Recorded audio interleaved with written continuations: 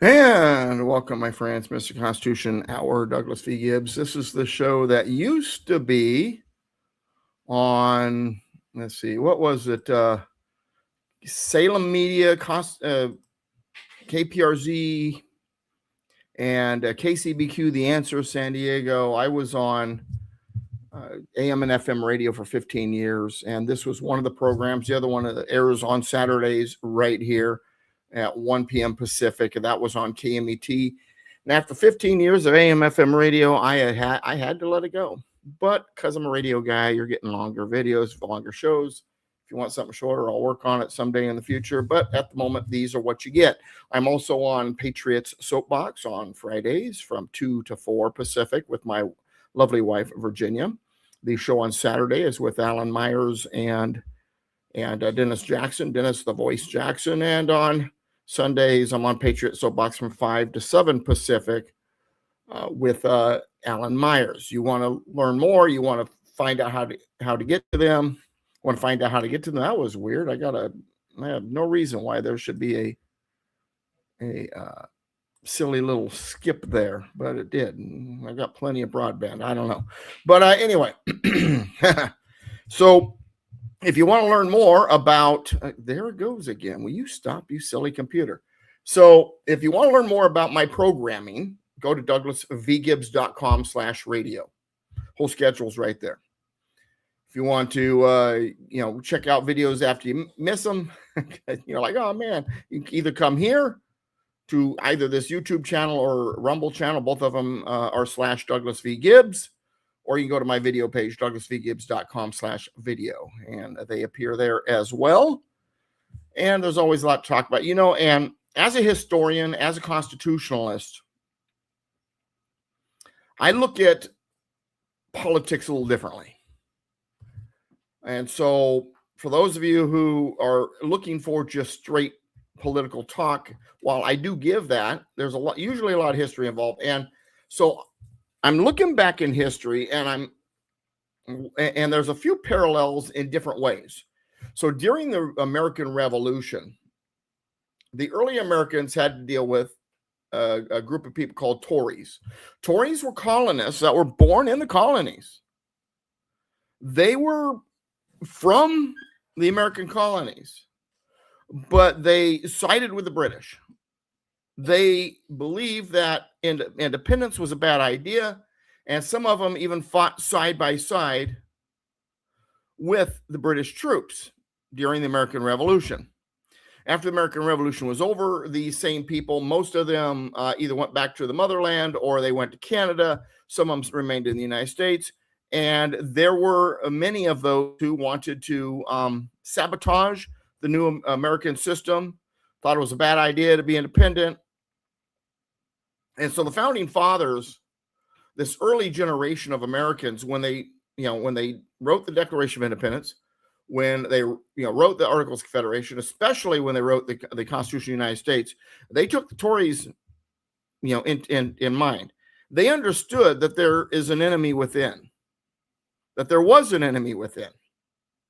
By the way, if you're watching live, Rumble or YouTube, be sure to say something in the chat room. Not only would I like to say hi, it's always nice to know there's someone out there live, but also it helps with the algorithm. Of course, leave comments when you can too. And of course, subscribe, follow, share, all that jazz.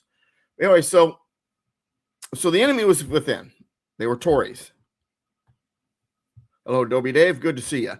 And the Tories were, they're colonists. You don't know if they're the enemy or not unless word gets out. And you're in a free country. You have freedom of speech, blah, blah, blah, blah. And they took advantage of that. So the founding fathers established things in the Constitution like natural born citizen to make sure that the Tories were not easily able to access the levers of power.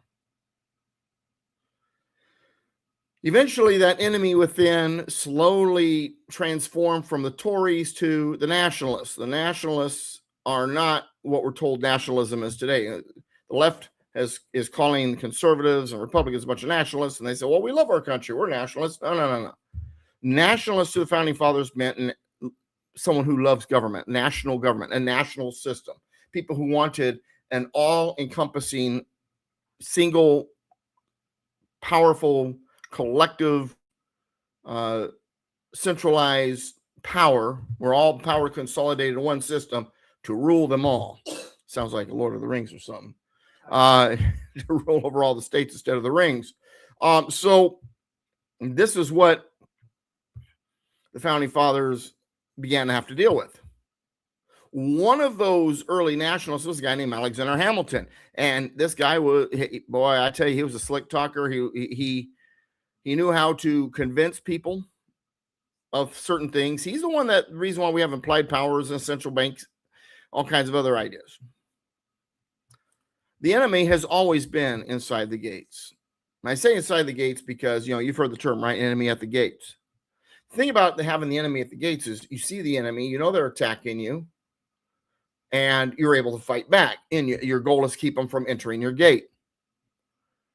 But if they're inside the gates and they're part of society, and unless they out themselves, for all you know, they're just your everyday whatever, you got a problem.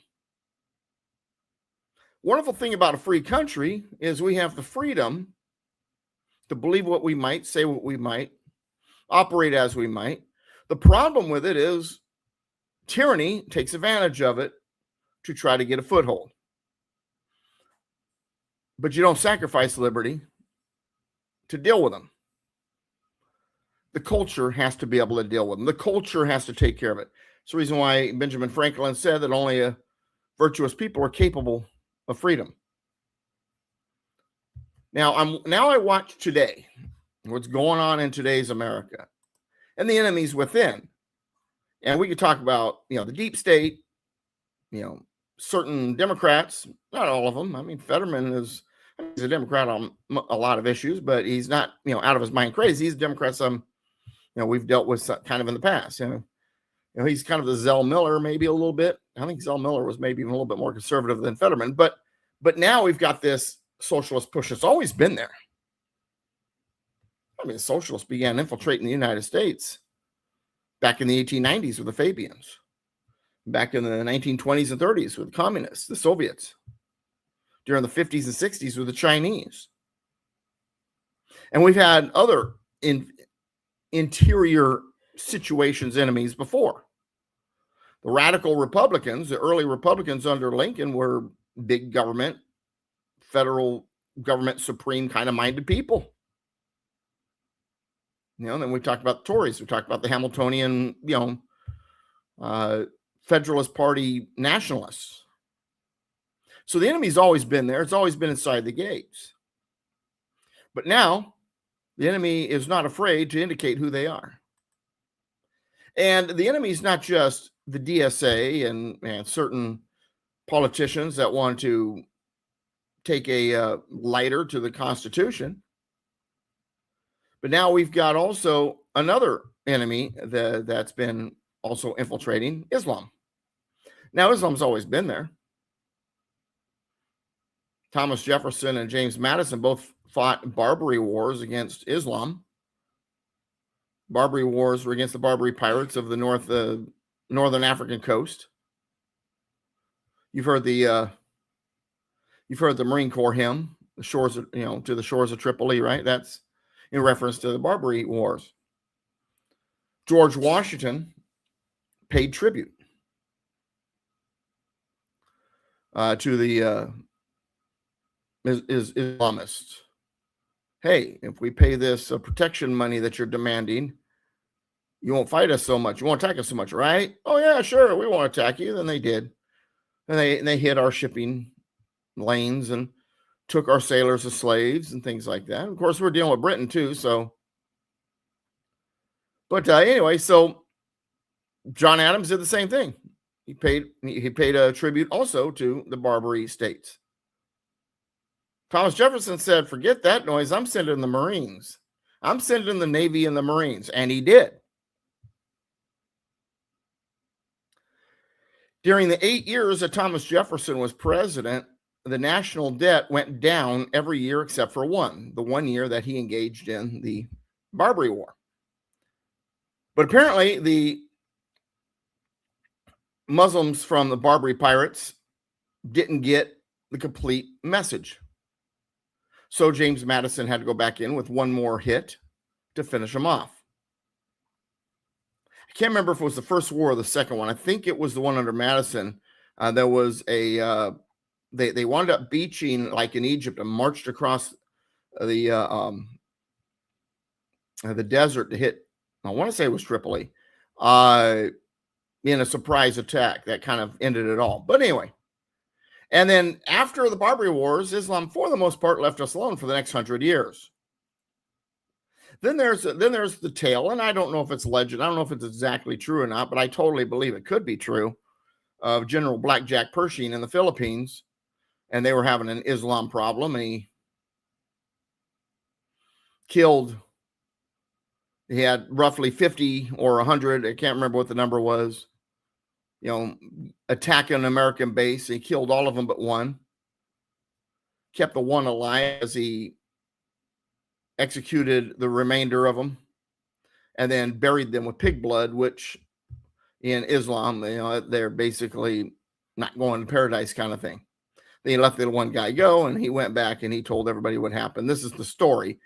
I don't know if that one's totally true, but like I said, I could believe it.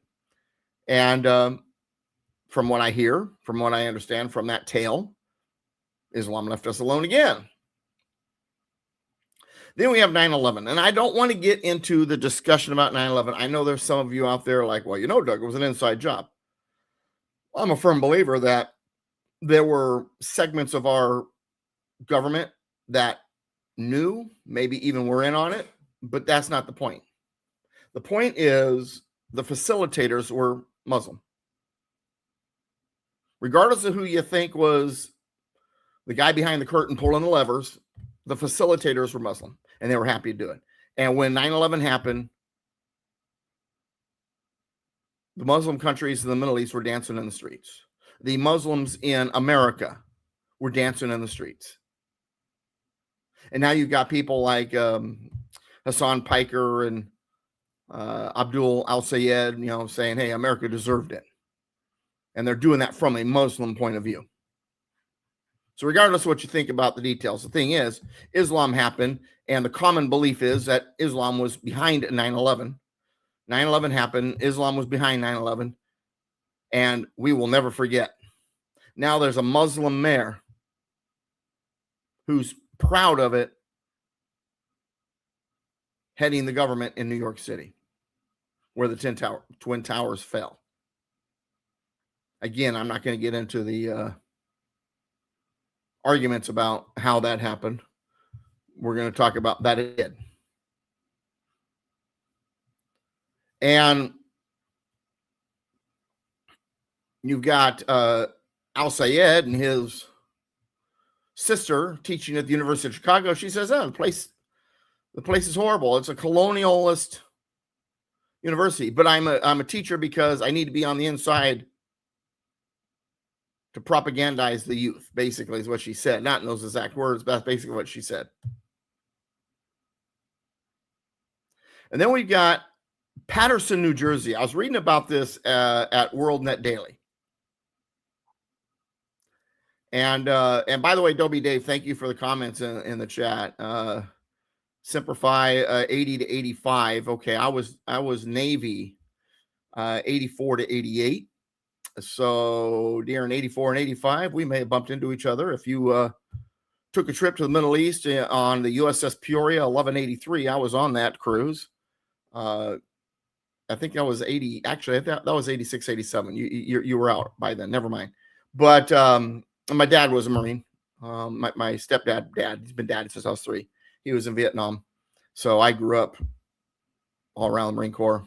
I was actually planning to enter the Marine Corps. I had talked to the recruiters for the Marine Corps while I was in high school. It was, a toss-up, Marine Corps or college, Marine Corps or college. And there were some universities that were talking to me. And then I had a third offer for the Navy, not by the Navy, by my future wife. We decided we were going to get married, make babies. And she says, And she says, Navy recruiters right around the corner. And it was. And so off to the Navy I went. Okay, you were Westpac 84 to 85. Okay. Yeah, my first ship was on Westpac in 85, the U.S. Chandler, which was a guided missile destroyer. But I missed ship's movement due to an injury like that day, the day they were leaving. So I didn't get to go. And then on the LST 1183 USS Peoria 86, 87, I think it was, or 87, 88. 86, 87. I'm looking at my wife because she but got the Westpac there. But anyway, get back to the point though. So Paterson, New Jersey, speaking of Alexander Hamilton, he founded Paterson, New Jersey. It's the first industrial city in America. It now is home to, by percentage of the population, the largest Palestinian community and proportion of Muslim residents in the United States. It's the third largest city that is effectively run by Muslims. There's 30,000 Muslims. There's 2 cities have more Muslims, but by percentage, it's number 1. And in fact, in that Muslim community, some of them say that they don't need to learn English because it's like living back home in an Arab city. Paterson, New Jersey. They hold an annual Palestinian flag raising ceremony during which they chant "Free, Free Palestine." Surprised there's no "Death to America" chants. Maybe there are, and we're just not being told. In 2022, they renamed a 5-block stretch of Main Street Palestine Way. In June of 2023, Paterson Mayor Andre Sayed signed a sister city agreement with the mayor of Ramallah, a city in the West Bank and the seat of power of the Palestinian Authority, which officially celebrates the killing of Israelis. And last year, during a ceremony kicking off Ramadan, he declared his city the capital of Palestine in the United States of America and the 4th holiest city in Islam, gushing that they are 100% halal, meaning pure and lawful under Islam. And the mayor even agreed to hang a sign at the city entrance that reads, "Welcome to Little Palestine." And Paterson is just one of several American cities,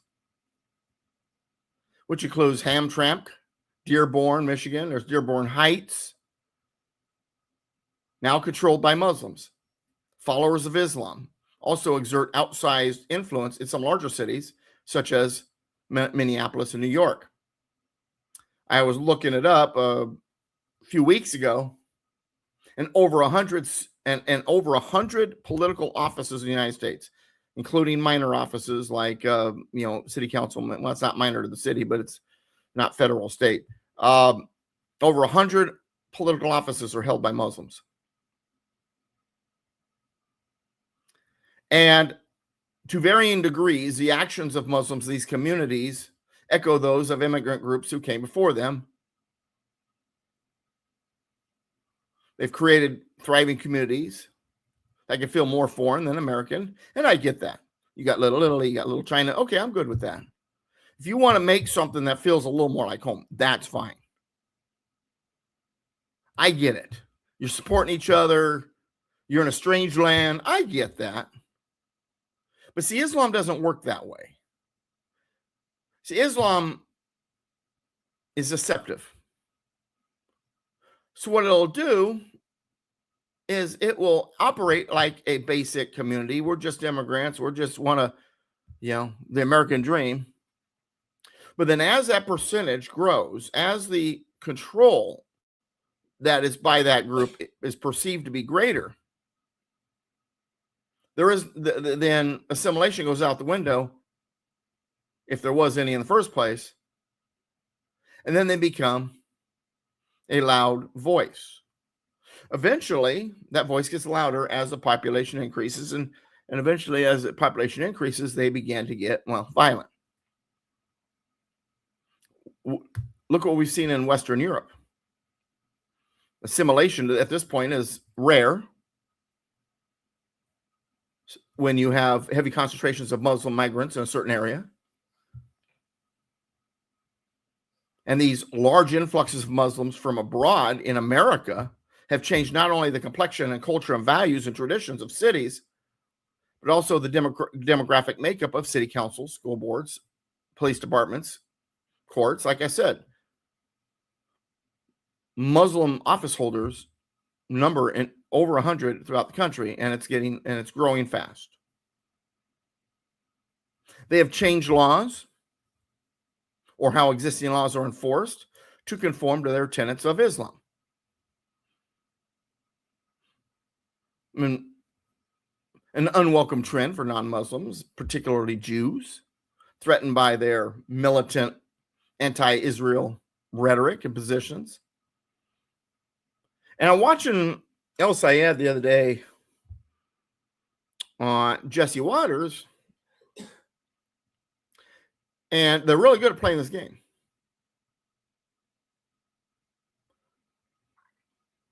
Well, don't you believe in the Christian canon? He asked Jesse, as if the two are one and the same. Christian canon does not say dominate the government, take over the government, and kill anybody who disagrees. The Quran does. And Palestinian activists like Linda Sarsour has said, hey, we're here not to assimilate. We're here to create our own community, transform it, and protect and defend it.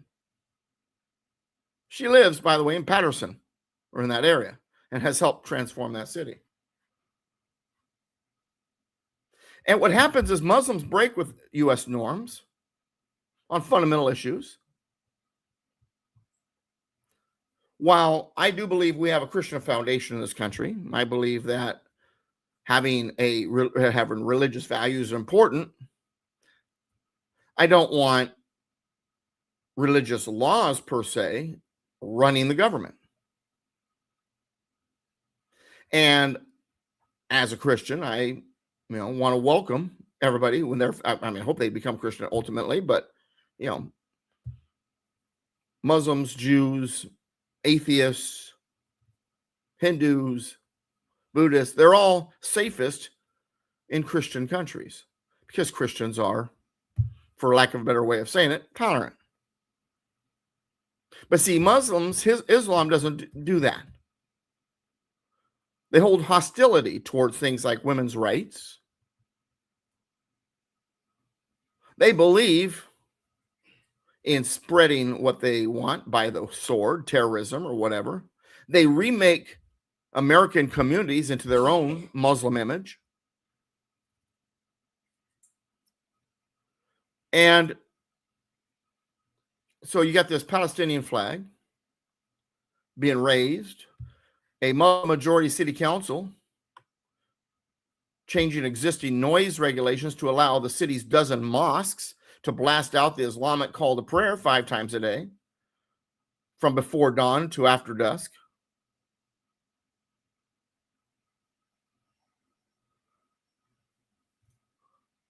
Patterson's largest mosque, the Islamic Center of Passaic County, is run by a radical cleric whose brother-in-law was a senior Hamas commander in the West Bank, where he orchestrated a number of suicide bombings against Israelis before immigrating to the U.S. from Jordan. This leading Patterson imam, Mohammed Katanani, served time in an Israeli prison for his own confessed ties to Hamas. Yet he was presented the keys to the city by Patterson's mayor in 2024. Until last year, U.S. immigration authorities had sought to deport Katanani because he hid his criminal record on applications for a green card. But last year's judges appointed by President Obama and President Biden ruled he could stay in the United States. They did so despite testimony showing that he called for a new intifada. He's called for violent Palestinian uprising against Israel in a Times Square rally in 2017.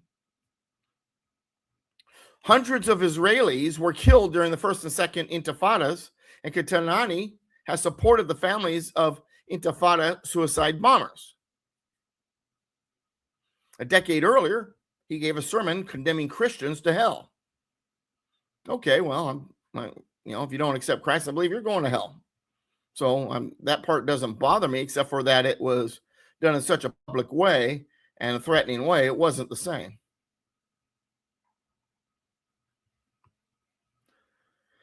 "62-year-old Katanani, who has also admitted ties to the terror-tied Muslim Brotherhood, oversees satellite mosques in neighboring cities. His mentor and predecessor at the Islamic Center was its founder, Muhammad El-Mazain. He worked alongside El-Mazain until El-Mazain was convicted of funneling millions of dollars to Hamas in 2008. Katanani denies supporting or advocating violence.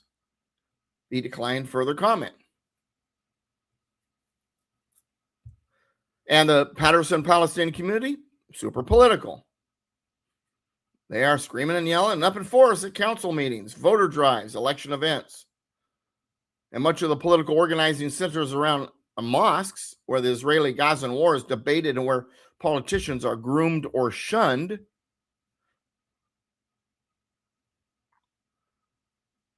You got to remember, Hamas slaughtered over 1,200 Israeli Jews on October 7th, 2023.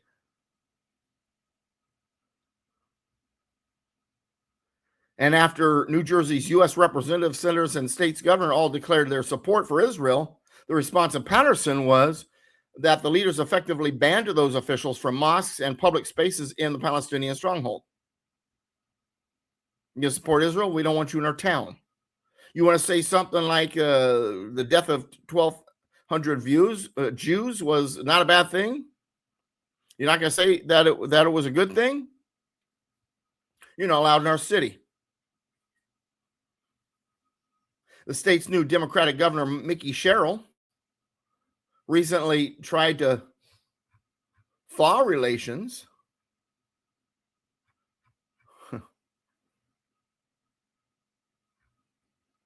but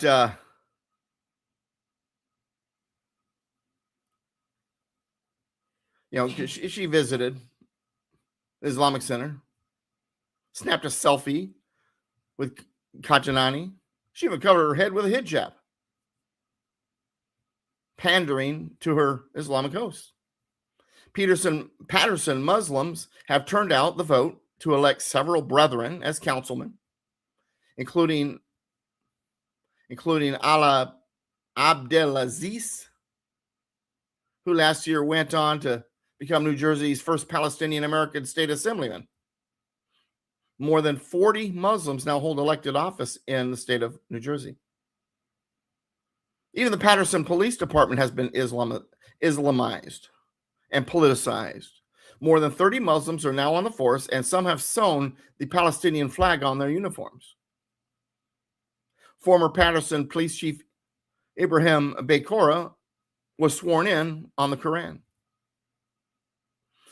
Another local hotbed for political activism is the Palestinian American Community Center, a well-funded anti-Israel operation with close to $2 million in assets, according to tax records, a mainstay of the greater Patterson community.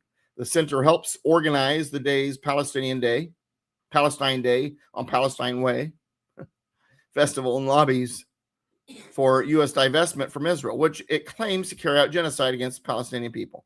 Now, the first response is, well, Doug, freedom of religion. I see it. It's in the First Amendment. You're right. And there's something in Article 4, Section 4 that says the United States shall guarantee every state a Republican form of government. Sharia law, Islamic law that is contrary to the Constitution and our republic, is illegal.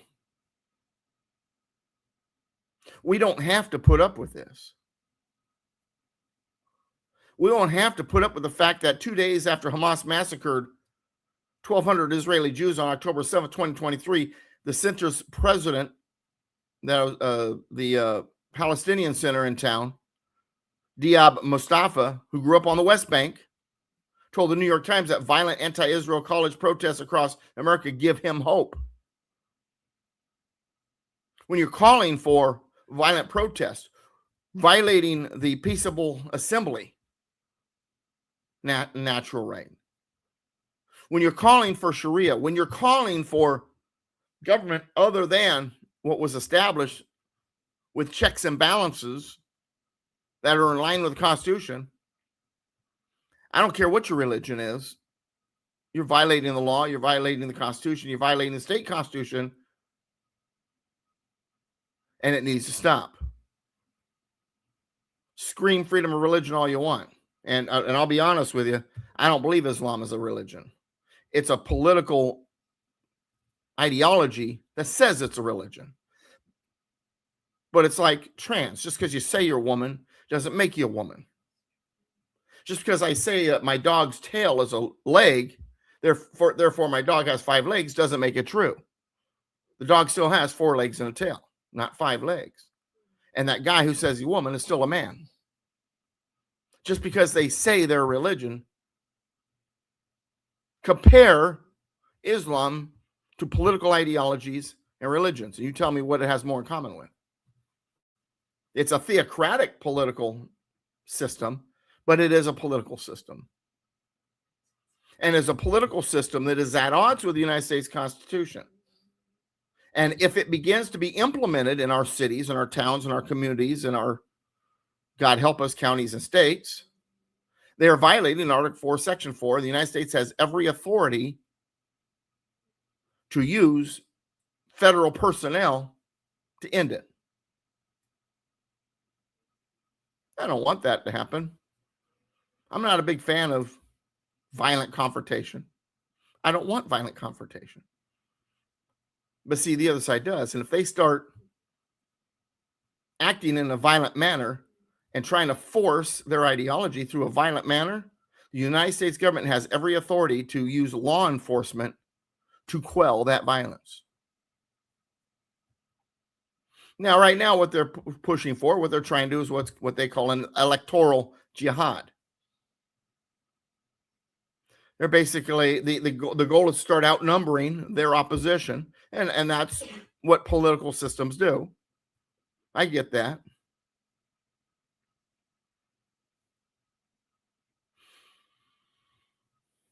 And the Muslims have understood that they can't do it alone, so that's why they are combining forces with the socialists.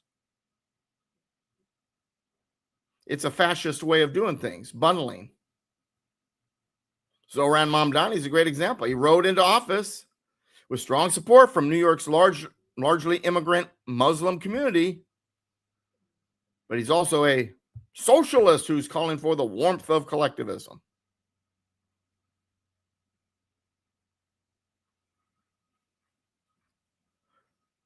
Understand something. Islam does not mean well for the United States. Islam is anti-American, and their goal is simple: to destroy the United States and replace it with Muslim leadership. To raise a red, white, black, and green flag over the White House someday.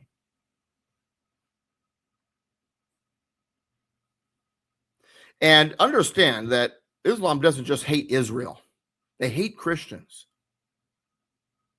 It's the reason why you hear the socialists and the Muslims mocking the assassination of Charlie Kirk. What was that, over a year ago? Over a year ago or so.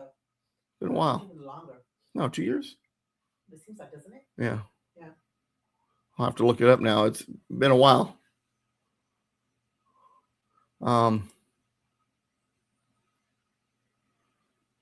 But matter of fact, I'm going to type it in right now because I don't want to be wrong on this. Yeah, it does seem like it's been longer. I mean, it doesn't and it does. No, it was a year ago. Yeah, okay. Yeah, but God. I looked at it too. Okay. Yeah, well, I've got a. I met Charlie twice. First time I met him, I didn't have enough sense to get pictures. Second time, he bought a couple of my books, and I got a picture of him holding up one of them with me. I actually have two pictures. One of them, he was blinking and his eyes are closed, so we took another one. They hate Charlie Kirk. Why? Because he's a Christian that stood up, stood firm on his faith. He was willing to debate people like Hasan Piker, who he called, by the way, a socialist hypocrite. Hasan Piker is your prototypical, communist Muslim. And Piker, just recently, during his Fear and Life tour,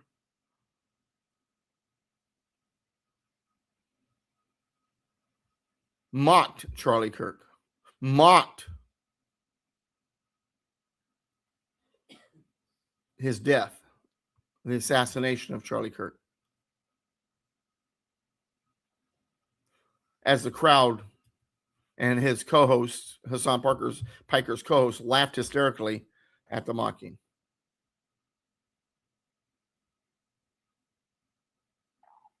This is the infiltration. This is the enemy inside the gates. This is who we're dealing with.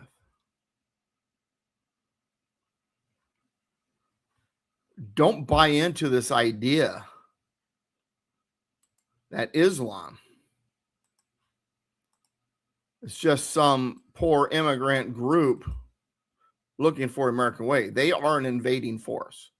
It is an invasion force. And they've got allies, the socialists. And it's funny because the socialists support things that Islam doesn't. And Islam's even saying, because they're great liars and they use deception, they agree with socialists on certain things like trans and so on and so forth. But they do that because they have a common enemy. Israel and Christians, Constitution, American liberty.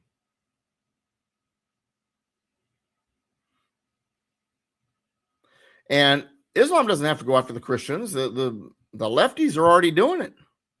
I was reading at toddstarnes.com about how a Washington State public school district is facing a federal lawsuit after officials allegedly searched a Christian child's backpack for religious materials, confiscated her Bible, and then later told her that she had no choice but to participate in school programming that violated her faith.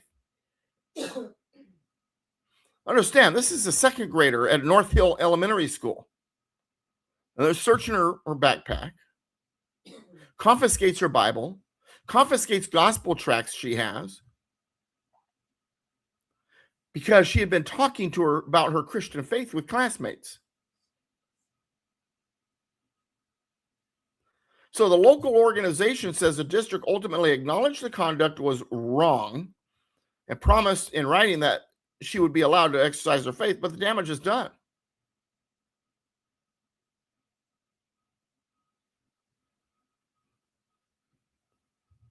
But now that situation, that's not, and the school says, sorry, we messed up, we won't do it again. And then later, a sixth grader, same school, was pulled from class earlier this year after distributing gospel tracts during lunch. The lawsuit alleges a vice principal told the child that students could share opinions, but not, but not religious beliefs. Then came the mandatory May 29th inclusion assembly, where the child became visibly upset when the presentation addressed subjects that conflicted with her Christian beliefs. She quietly asked to leave and explained why. A teacher allegedly responded, "They aren't forcing their belief on you, but they are informing you about this." When the girl again objected, says, "Hey, I don't care what they're informing me. I don't want to be there."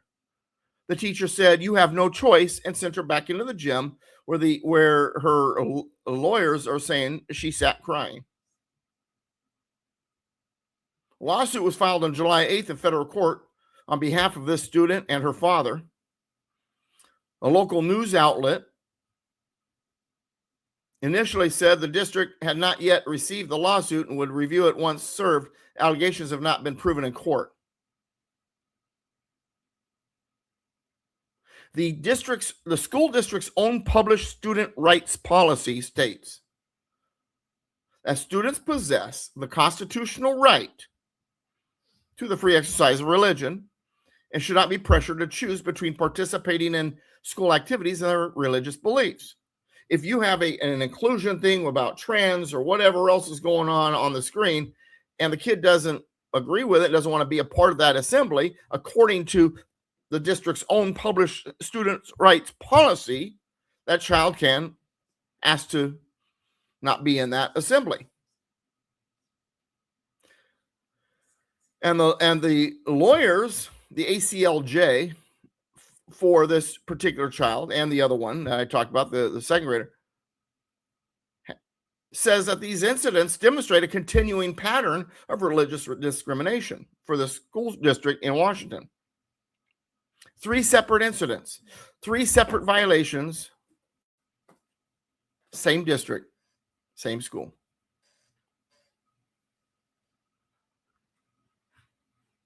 See, Islam doesn't need to go on attack. They've got their own allies right there with the socialist, commie, whatever. And between Islam and the rise of the socialism, and understand, and I said this earlier, this is no surprise. I mean, I get it. Every generation is kind of rebellious, searching for answers. Hey, man, when I was in the 8th and 9th grade, I got into punk rock. And I did everything I could to be different from the norm. I even had a pin on my black vest that I would wear that said, "Why be normal?" and it was upside down. I get it. This is what we do as human beings. Young people have always challenged the status quo, questioned authority. Idealistically, in their minds, even though they don't have the experience, sought a better future than what they think they're inheriting. I understand it. I get it. And that's how society sometimes reform and innovate and correct injustices. But there are lines.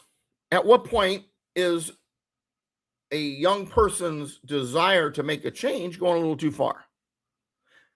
And like I said, when you're young, you don't have experience. You ever notice that your conservative folks or older folks, after you pay taxes and you have kids and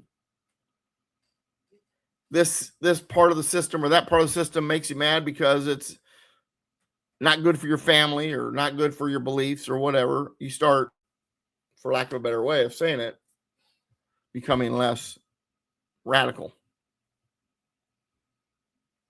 But see, we've got also forces in the schools that are, what's the right word? Exacerbating this attitude, this desire to rock the boat. So between what they're hearing in their elementary school, in their middle school, in their high school, and the college campuses, the social media, the music, the movies, the shows, political discourse, some young people are embracing communism, or they're openly expressing sympathy for socialist or communist ideas. This is what the communists have been doing for the last 100 plus years, is injecting a little bit at a time so that it normalizes.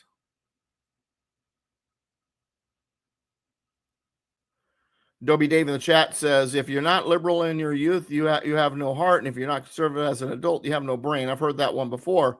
And here's the thing about the heart, because that's a great quote. In the book of Jeremiah in the Bible, it says that the heart is wicked. If you're only depending on your heart, you're going to make bad decisions. I'm not saying totally ignore your heart. Your heart ought to have some input, but so should your common sense and your logic and your ability to analyze and your experience and your wisdom, your reason, your discernment, all of those things have to have a voice too. And if you set all those things aside and you only listen to your heart, you're going to go in the wrong direction. But see, the kids, they don't have that experience, Toby, Dave, and the audience. When you're younger, you don't have that experience, so you chase after what's put in front of you. You trust the teachers because they're in a position of authority and they're the experts or whatever. And you're trying to rebel against your parents. If they're saying something other than your parents, you're especially enthused to follow their socialist communist ideas, despite the overwhelming historical record of communist governments. And then there's the slogans and the political discussions. There he goes with their heart. Oh, but it also deserves honesty, humility, historical perspective, discernment. The list goes on.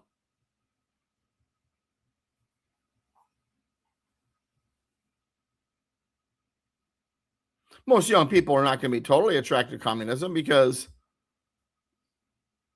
they're, have a foundation. But what if the foundation is not there? What if the Liberty Foundation from parents is not there, and for whatever reason they haven't discerned, they haven't looked into it, they don't know history? You got to realize this younger generation, they grew up there during what's been termed as financial crises, a scammed pandemic, crushing student debt, rising tuition costs. They feel like they're never going to be able to afford a home that their parents could afford. They believe that they see widening wealth disparities. They see in their mind billionaires becoming wealthier. And that's true. And that's what happens when you make money. You make your money work for you. Once you get going, man, you make it work for you. People do get richer when they start getting rich. Doesn't mean that you can't have a part of it. So you got to remember, they've been taught that wealth is finite. So if someone at the top is getting more, then someone at the bottom is getting less. That's just not true. Wealth is created. They see these billionaires getting wealthier. They think that wealth is finite. They're watching working families struggle to pay rent. Healthcare costs have gone up. And the socialists say, oh, we're going to give you free healthcare. You think healthcare is expensive now? Wait till it's free. Back in 2007, I did a show on Blog Talk Radio, and a woman from Toronto, Canada called into my program. And at the time, I was paying $900 and something, almost $1,000 a month for a PPO. I was in construction at the time. And that was after the company paid like half of mine and 25% of my family's. And the woman from Toronto says, well, let's see who's paying more. We have government health care here. Let's see who's paying the most. She says, so here's how much I pay my taxes for it. Let's break it down, compare it. We figured it out, comparing it to what I was paying. And then she says, and then what happened was when socialized medicine came into play, after a while, the government realized there's certain things they just can't cover anymore. They couldn't afford it. So they wouldn't cover it anymore. So in order to get full coverage, because the government no longer gave full coverage, you would need to get what's like a gap insurance, an insurance to cover the things that didn't get covered. Supplemental insurance, that's what she called it. So we figured it out, what she was paying in her taxes and what she was paying for her supplemental insurance, and she was paying more than me per month. But I could go see my doctor that day. She might have to wait a few months. For example, when you have socialized medicine, the cost goes up, the quality goes down. And the cost goes up, but in ways that you don't necessarily notice because it's gone before you see it with your taxes. History always shows us the truth if you're willing to look. History teaches us that noble intentions and successful outcomes are not always the same thing. And as you've heard me quote. Let me pull it up here so I word it correctly. One of my favorite quotes by C.S. Lewis: "Of all tyrannies, a tyranny sincerely exercised for the good of its victims may be the most oppressive." But the young people, they fall for it. And understand something. These Democrats then sit there and they've got this younger generation going, okay, the American dream's dead for us. We want what socialism's saying. We want the free this. We want the free that. We don't care if you don't like communism, socialism. We want it because we're tired of being what we think is left behind.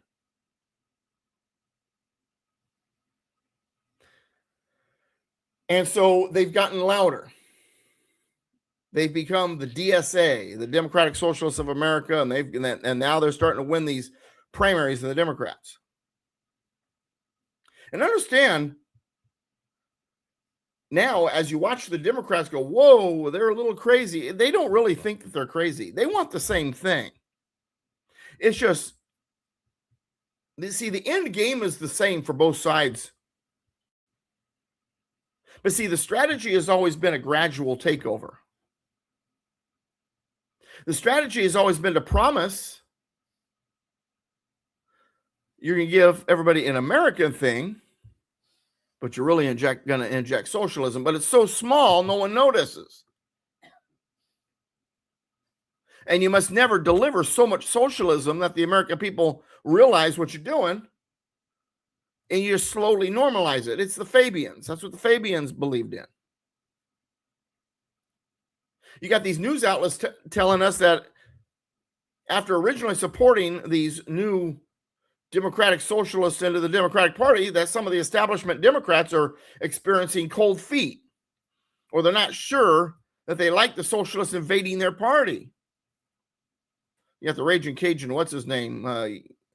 What's his name? Guy Carville. Yeah. cussing about him. Understand something.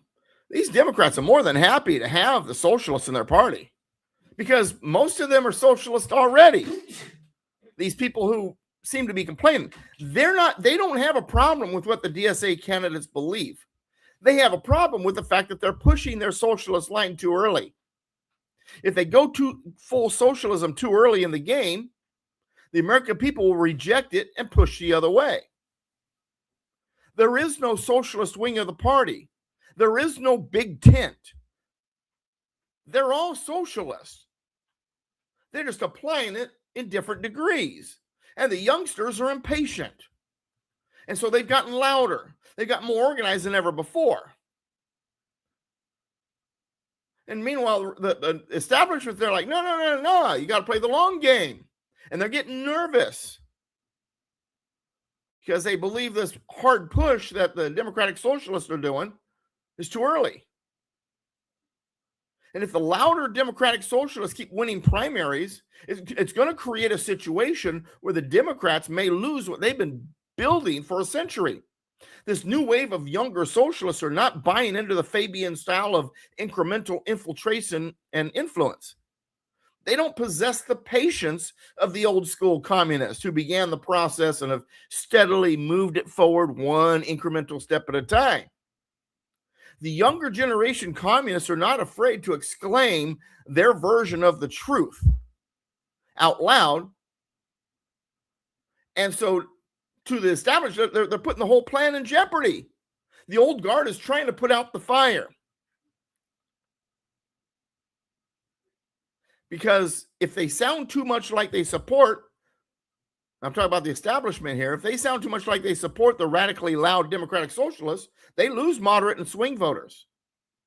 If they cut off the DSA and turn their back on the new wave of socialist demands and try to get back things the way it was in the Democratic Party, then the activists and their supporters who have been helping the Democratic Socialists win the primaries will stay at home in November. So they're kind of, as the old saying goes, between a rock and a hard place. They have to distance themselves from these socialists, sort of, but not so much that it looks like they reject them. So they go, well, we have a big tent. We accept them, but we don't accept everything about them. They're playing the game because they're trying to put out the fire. Whoa, youngsters, you're pushing too hard too fast. America's not ready to raise the red flag of communism themselves. We're close, but we're not quite there. That's the message. The establishment strategy, these communist socialists that call themselves Democrats or progressives or liberals, who have been slowly building this or trying to hang on to the power they built any way they can. They're trying to survive this because this is a crisis to them. They need to be able to fight another day. Their aim, the reason why they're doing the big tent thing and they're trying to slow down the DSA is they need to stop the bleeding, but also not lose the ground they worked so hard to accomplish. They can't allow the DSA to destroy all they've worked for, or allow President Trump to stop their progress by taking advantage of the situation caused by the young socialists. So really, at the moment, calling it a big tent, that's all they have right now. That's all they know to do to stop the bleeding. All because some of their comrades have lost the patience embedded by the Fabians. And the damage is marching ruthlessly through the Democratic Party. Despite their big tent argument, their strategy is not working as they hoped. They are losing ground in ways they didn't want to. They are drowning in fundraising problems. They are sitting on a pile of committee debt, and the polls are looking like they might be in trouble in November. They can't lose Congress and let their arch enemy in the White House, who is onto them, get his way. They have to call themselves a big tent party, hope that they can survive enough to gain control of at least one house of Congress, ride the storm, deal with the petulant commies who are making too much noise and trying to push too hard too quickly once they get things under control and get Trump out of office. And I know they're not a big tent party. There's no such thing as a big tent party. The big tent is just an excuse to try to put out the fire, because if they were a big tent, that big tent would, when you put up a tent, you don't put it up sideways and leave the side down, right? The whole tent goes up. And if the whole tent went up, they wouldn't be talking about ousting Senator John Fetterman for refusing a march in lockstep, or should I say goose step, with a socialist in his party. And believe you me, if you take the policies of the DSA and the Democratic progressives and the liberals, put them next to each other, they're actually the same policies.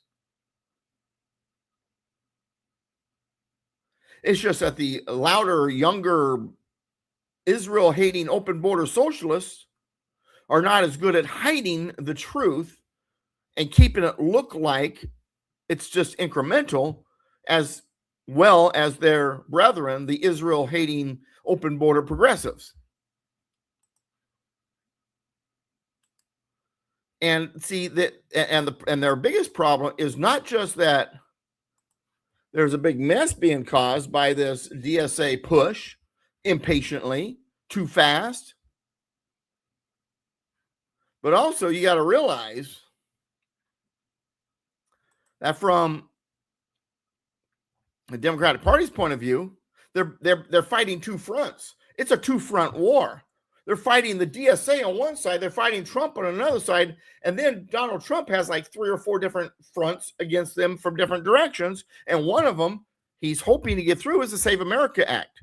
If the Save America Act becomes law, they also lose what they play on Election Day.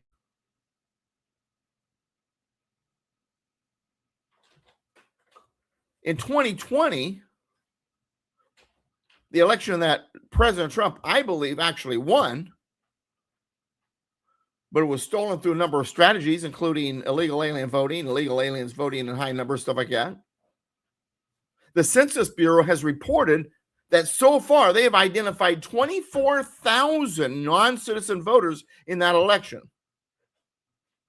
While the Democrats have been arguing that our elections are safe and secure and illegal voting is rare, The report says at least 24,000 votes were cast illegally, and God knows how high that number truly is. They've only just started digging into it. And when you consider the small margin of victories for Biden in a number of states, that number of votes is not some small, insignificant case of rare illegal voting. In the breakdown of that 24,000 non-citizen votes, 3,800 were from Mexico. 7,000 were identified as not being identified with any country of origin. So almost 11,000 of them were either from Mexico or can't be identified. Remember, this is just the beginning of the review. Millions of records are still on the table to be reviewed.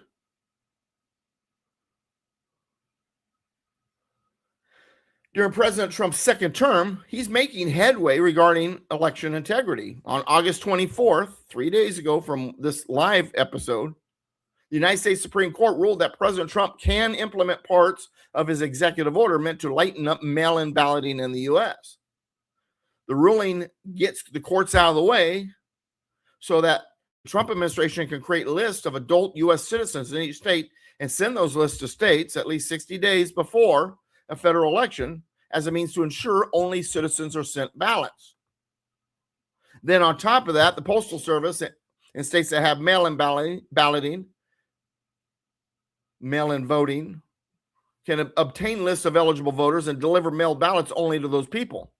So if they're still going to issue the ballot anyway, the Postal Service says, we're not, that person's not on the list. We're not delivering it. Then you got California. Riverside County Sheriff Chad Bianco seized approximately 650,000 ballots from the November 2025 special election on redistricting. Democrat California Attorney Rob Bonta says, you can't do that.